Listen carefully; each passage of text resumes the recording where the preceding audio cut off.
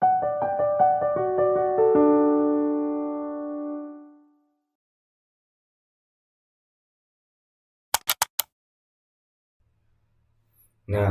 apa yang telah teman-teman amati dan lihat sebelumnya, itu benar sekali bahwa hal tersebut merupakan ekosistem perairan tawar, yaitu ekosistem air yang terdapat di daratan. Secara umum dapat dibagi menjadi dua, yaitu perairan lentik atau juga disebut sebagai perairan tenang, seperti danau, rawa, waduk, telaga, dan sebagainya. Dan yang kedua, perairan lotik, disebut juga sebagai perairan yang berarus deras, misalnya sungai, kali, kanal, parit, dan sebagainya. Perbedaan utama antara perairan lotik dan lentik adalah dalam kecepatan arus air. Sungai merupakan perairan yang sudah banyak dimanfaatkan di sekitar kita seperti beberapa sektor penambangan pasir, pertanian, perikanan, dan sumber pengusahaan air minum atau yang kita kenal PAM. Adanya berbagai aktivitas manusia di sekitar sungai dapat mengakibatkan pencemaran pada perairan. Hal tersebut juga berkaitan dengan komponen biotik yang dapat memberikan gambaran mengenai kondisi fisik, kimia, dan biologi suatu perairan. Salah satu biota yang dapat digunakan sebagai parameter biologi dalam menentukan kondisi suatu perairan adalah makrosobentos. Bentos sebagai biota dasar perairan yang relatif tidak mudah bermigrasi merupakan kelompok biota yang paling menderita akibat pencemaran perairan. Baik, selanjutnya kita akan belajar bersama tentang apa itu makrosebentos. Namun sebelumnya, untuk memaksimalkan media pembelajaran kali ini, maka kita perlu memperhatikan informasi tombol yang ada pada media interaktif ini, yaitu seperti tombol mulai sampai dengan tombol close. Nah, selanjutnya kita akan klik tombol next untuk masuk ke materi. Nah, di sini terdapat dua pilihan pada slide materi. Yang pertama ada tombol karakteristik dan yang kedua ada tombol klasifikasi. Mari kita klik pada tombol karakteristik untuk melihat apa itu makrosebentos. Makrosebentos ini tergolong dalam organisme invertebrata yang hidup di dasar perairan, baik di permukaan maupun di dalam substrat dengan ukuran antara 2 mm hingga 5 cm yang bergerak dengan cara melata, menatap, menempel, atau menggali di dasar laut. Baik, adapun peran makrosebentos dalam ekosistem yaitu berperan dalam dekomposisi dan mineralisasi bahan organik di perairan. Sehingga makrosebentos sering digunakan sebagai bahan indikator atau penentu dalam suatu kualitas air yang mempermudah dan menafsirkan tentang keadaan lingkungan perairan. Selanjutnya, kita klik tombol next.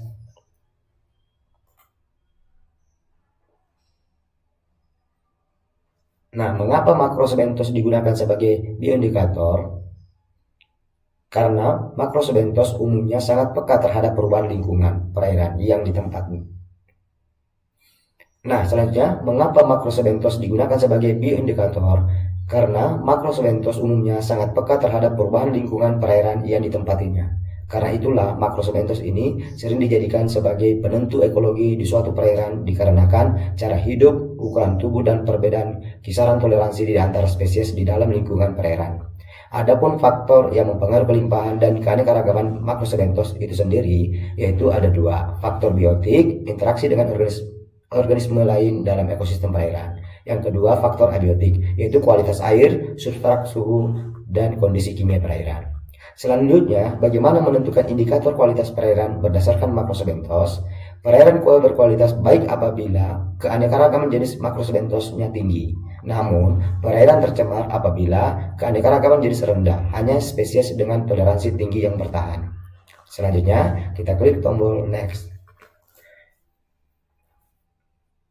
Mari kita klik pada tombol klasifikasi untuk melihat klasifikasi makrosebentos. Nah, berdasarkan letak hidupnya dibagi menjadi dua, yaitu infauna, yaitu hidup dengan membenamkan diri di lumpur atau sedimen. Contoh, bivalvia, polychaeta, dan epifauna, yaitu hidup di permukaan substrat. Contohnya crustacea. Adapun berdasarkan ukuran dan kategori taksonomi terdiri dari mikrofauna dengan ukuran kurang dari 63 mikrometer, megafauna dengan ukuran 63 sampai 500 mikrometer, makrofauna dengan ukuran 500 mikrometer sampai 5 cm, dan terakhir megafauna dengan ukuran lebih besar dari 5 cm. Selanjutnya kita klik tombol next untuk melihat sesuai taksonomi pada slide ini. Nah, di sini terdapat 3 tombol pilihan sesuai dengan filum Macroscolentos, yaitu ada filum Annelida, filum Arthropoda, dan filum Mollusca. Nah, di sini kita mari klik tombol filum Annelida.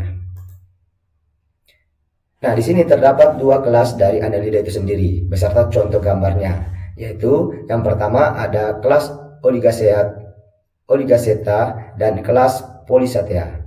Nah, mari kita klik kelas Oligoceta. Nah, di sini terdapat satu ordo lengkap dengan gambarnya, yaitu ordo Haplotacida. Mari kita klik gambarnya.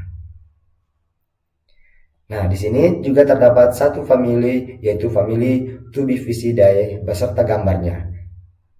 Baik, kita lanjut, kita tekan gambarnya. Nah, ini contoh spesiesnya, yaitu Tubifex sp, atau biasanya kita kenal cacing Tubifex, di mana tubuh spesies ini berukuran kecil, ramping, bulat, dan terdiri dari atas 30-60 segmen. Tubuh cacing Tubifex terdiri dari 2 lapisan otot yang membujur dan melingkar sepanjang tubuhnya. Panjangnya antara 10-30 mm dengan warna tubuh kemerah-merahan. Biasanya habitatnya di tempat pasir berlumpur. Baik, selanjutnya mari kita tekan tombol back untuk kembali ke kelas Polychaetae.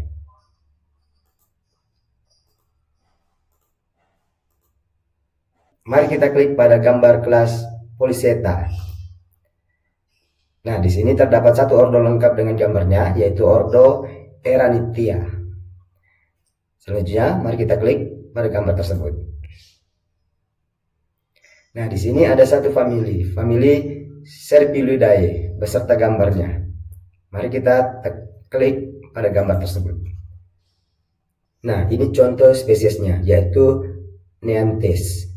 Tubuh panjang pada prostamium terdapat sepasang palp, sepasang antena, dan 2 pasang mata. Pada peristromium terdapat 4 pasang ciri paring dengan 2 buah rahang besar. Ukuran tubuh 5-25 cm, warna tubuh hitam kecoklatan. Habitatnya biasanya di tempat pasir berlumpur. Baik, selanjutnya kita akan tekan tombol back untuk kembali ke kelas filum.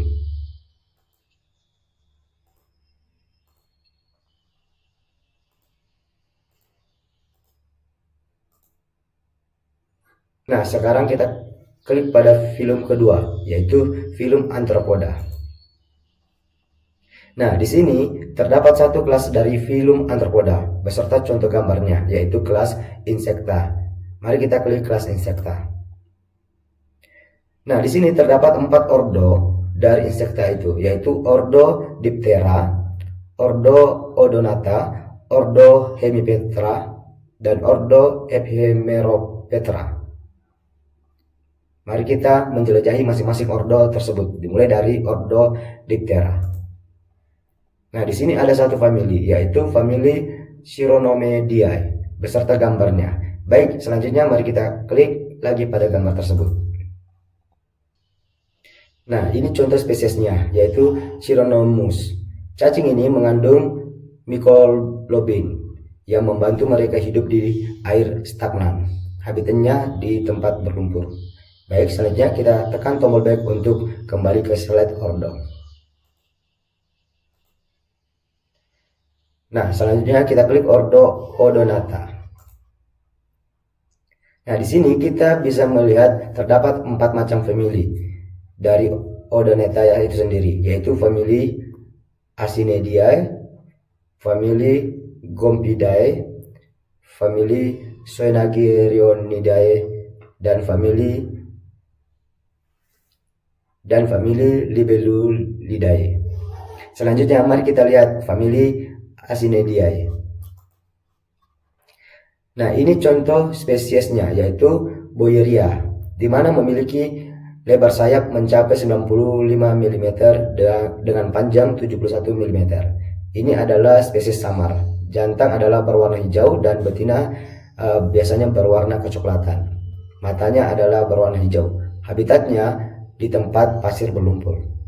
Baik, selanjutnya kita tekan tombol back untuk kembali ke slide family Gomphidae. Selanjutnya mari kita lihat family Gomphidae.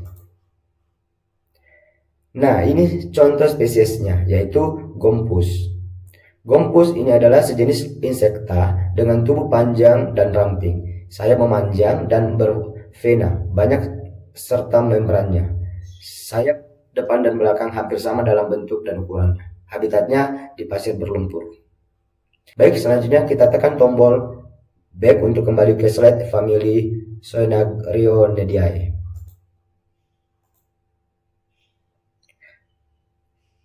Selanjutnya mari kita lihat family Zoenagrioneidae. Nah, ini contoh spesies yaitu Agria. Argia memiliki insang sekitar setengah luas panjang kepala. Tidak ada state mental dengan air 1-4 state labial lateral. Terdiri dan lambat dan didistribusikan secara lambat. Habitatnya di pasir berlumpur halus. Baik, selanjutnya kita tekan tombol back untuk kembali ke slide family Libellulidae. Selanjutnya mari kita lihat family Libellulidae. Nah, ini contoh spesiesnya, yaitu Myatheria. Myatheria memiliki hook punggung pada segmen perut ke-8, labium dengan 7 lateral dan 9-11 stay perapian. Tubuhnya berwarna coklat kehitaman, memiliki panjang 6-12 cm. Habitatnya di tempat yang berlumpur. Baik, selanjutnya kita tekan tombol back untuk kembali ke slide ordo Hemiptera.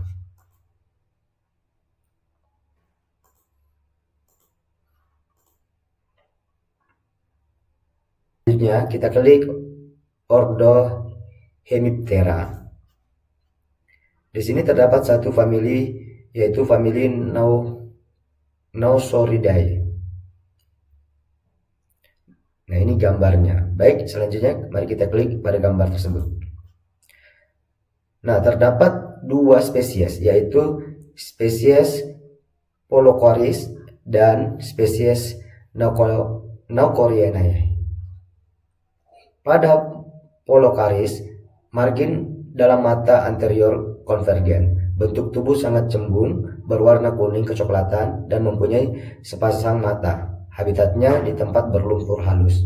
Adapun pada Naucorianae, insekta ini memiliki panjang tubuh 0,6 mm, warna kuning kecoklatan, mempunyai mata sepasang mata yang besar, dan memiliki kedua antena. Habitatnya di tempat pasir berlumpur. Baik, selanjutnya kita tekan tombol back untuk kembali ke slide ordo Epiomorphetera.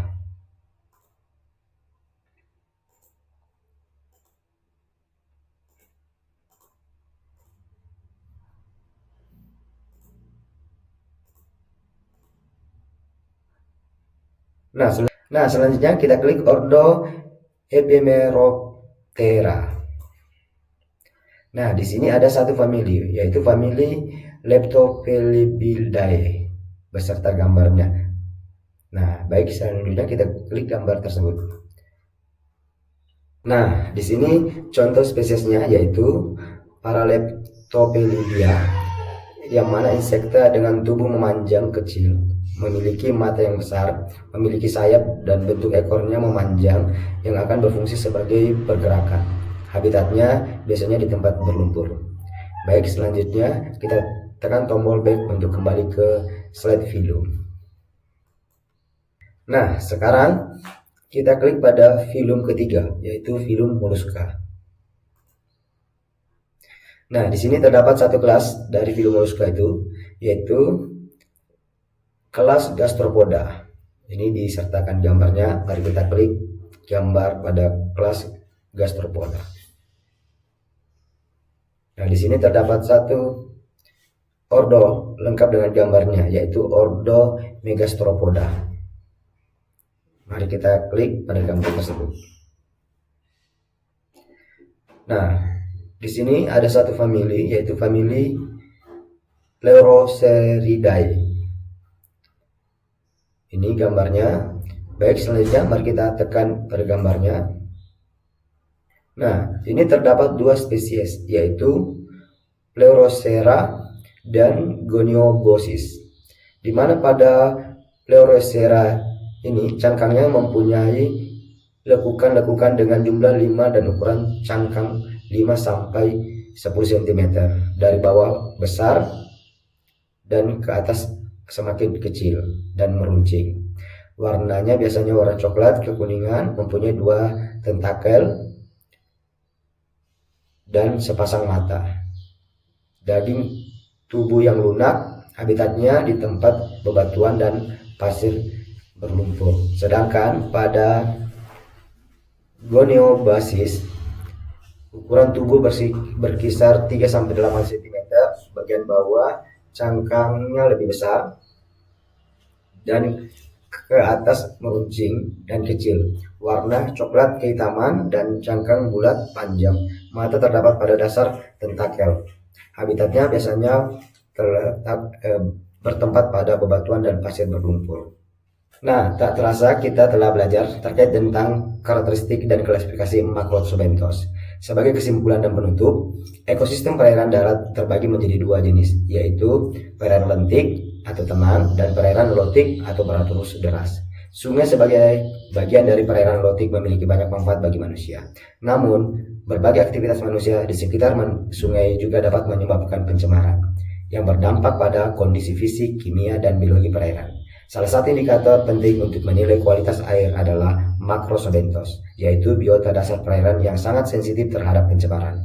Oleh karena itu, menjaga kebersihan dan kelestarian sungai sangat penting agar ekosistemnya tetap sehat dan dapat terus dimanfaatkan oleh manusia serta makhluk hidup lainnya. Kesadaran dan tindakan nyata dari semua pihak diperlukan agar perairan kita tetap terjaga dan berkelanjutan untuk generasi mendatang. Salam pelestari, salam konservasi.